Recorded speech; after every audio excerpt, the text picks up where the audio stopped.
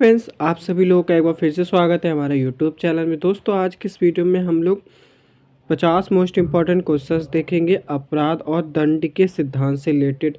यदि आप लोग यूपी एसआई 2025 की तैयारी कर रहे हो तो आप हमारे चैनल को सब्सक्राइब कर लें। सभी वीडियोज़ को आप लोग टॉपिक वाइज देख रहे हैं ताकि आप लोगों से एक भी टॉपिक मिस ना हो। तो आज है हमारा डे 11। डे 10 तक की वीडियोज़ को आपने नहीं देखा है तो आप लोग देखेगा। प्लेलिस्ट की लिंक आप लोगों को नीचे डिस्क्रिप्शन में मिल जाएगी या आप लोग चैनल पे जाके आप लोग देख लेना।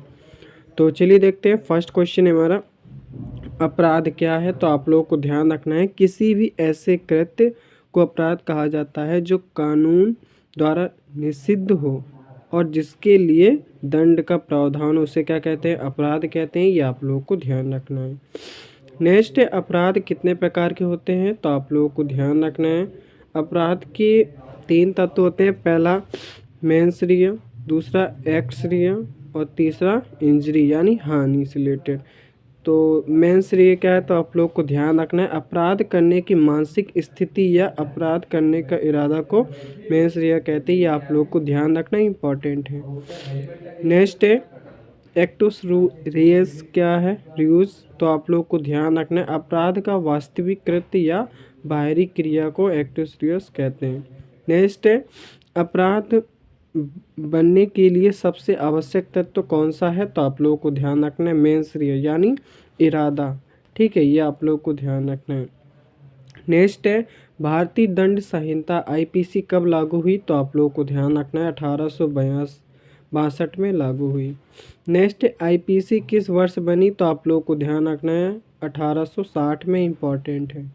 नेक्स्ट है, आईपीसी किस पर आधारित है। तो आप लोगों को ध्यान रखना है, ब्रिटिश भारत की विधिक प्रणाली पर। नेक्स्ट है, भारतीय दंड संहिता का मुख्य उद्देश्य क्या है। तो आप लोगों को ध्यान रखना है, अपराधों को परिभाषित करना और उनके दंड का निर्धारण करना। ये आप लोगों को ध्यान रखना है।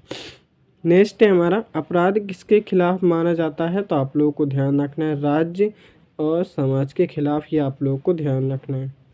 अब चलिए देखते हैं प्रिंसिपल्स ऑफ क्राइम से रिलेटेड इंपॉर्टेंट क्वेश्चंस को देखते हैं।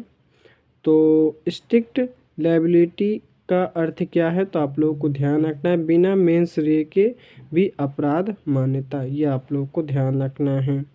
विकेरियस लायबिलिटी का अर्थ क्या है। तो आपको ध्यान रखना है, दूसरों के कार्य के लिए दायित्व। ये आप लोगों को ध्यान रखना है।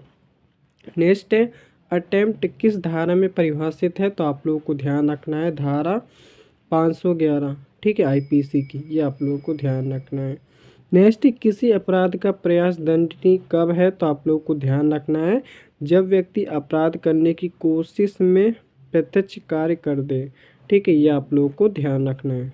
नेक्स्ट क्वेश्चन है हमारा, प्रिपरेशन और अटेम्प्ट में क्या अंतर है। तो आप लोगों को ध्यान रखना है, प्रिपरेशन मतलब क्या है, तैयारी। अटेम्प्ट मतलब क्या है, वास्तविक शुरुआत। ये आप लोगों को ध्यान रखना है।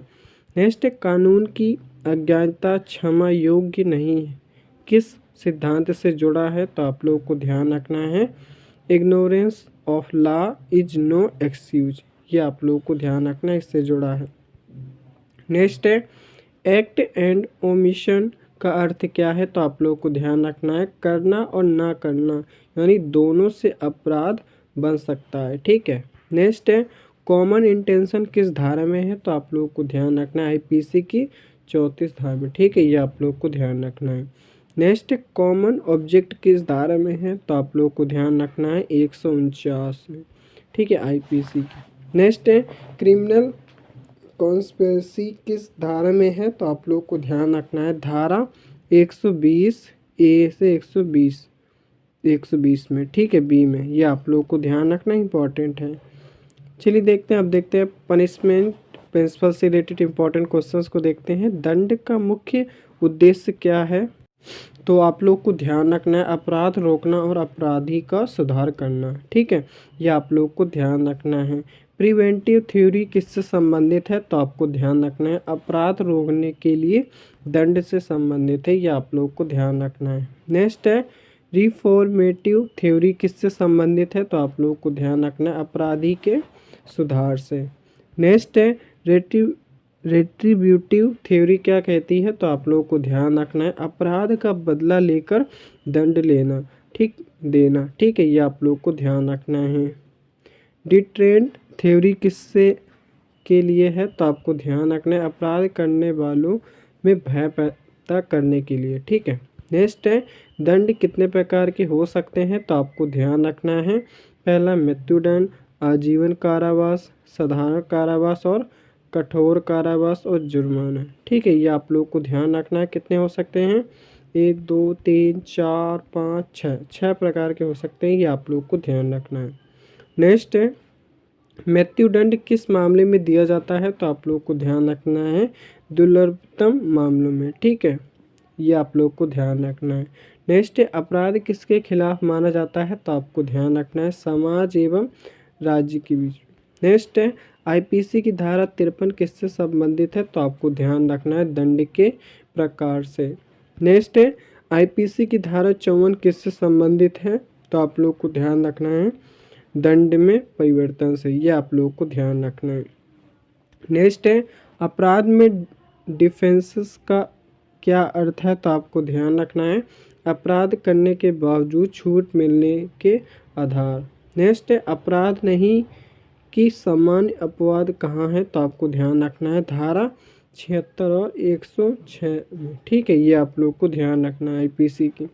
नेक्स्ट देल्फ डिफेंस किस धारा में है, तो आपको ध्यान रखना है 96 और 106 में। ठीक है। नेक्स्ट है माइनर को कब दोष मुक्त माना जाता है, ठीक है 7 वर्ष से कम आयु वालों को पूर्ण छूट। ठीक है, 7 से 12 वर्ष यदि समझ की कमी साबित हो, ठीक है तब वह दोष मुक्त है, ये आप लोग को ध्यान रखना है। नेक्स्ट है इंसैनिटी यानी उन्माद किस धारा में अपवाद है, तो आपको ध्यान रखना है धारा 84 में। ठीक है। नेक्स्ट है एक्सीडेंट किस धारा में है, तो आपको ध्यान रखना है धारा 80 में। ठीक है, इंपॉर्टेंट है।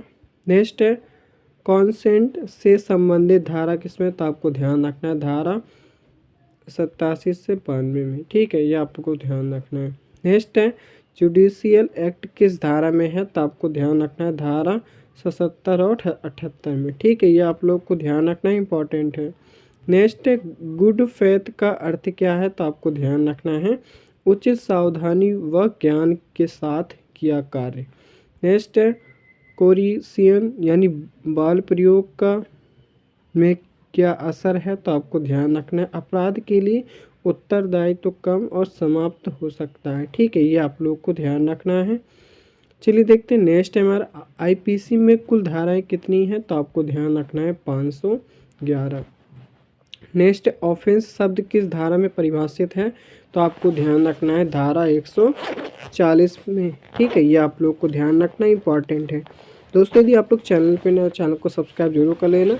चलिए देखते हैं नेक्स्ट क्वेश्चन है हमारा इलीगल और लीगली बाउंड शब्द किस धारा में है, तो आपको ध्यान रखना है धारा 43 में। ठीक है। नेक्स्ट राज्य के खिलाफ अपराध किस अध्याय में आते हैं, तो आपको ध्यान रखना है अध्याय 6 में धारा 121 से 130 में। ठीक है। नेक्स्ट है नकली मुद्रा बनाने किस अध्याय में दंडनीय है, तो आपको ध्यान रखना है अध्याय 181 में।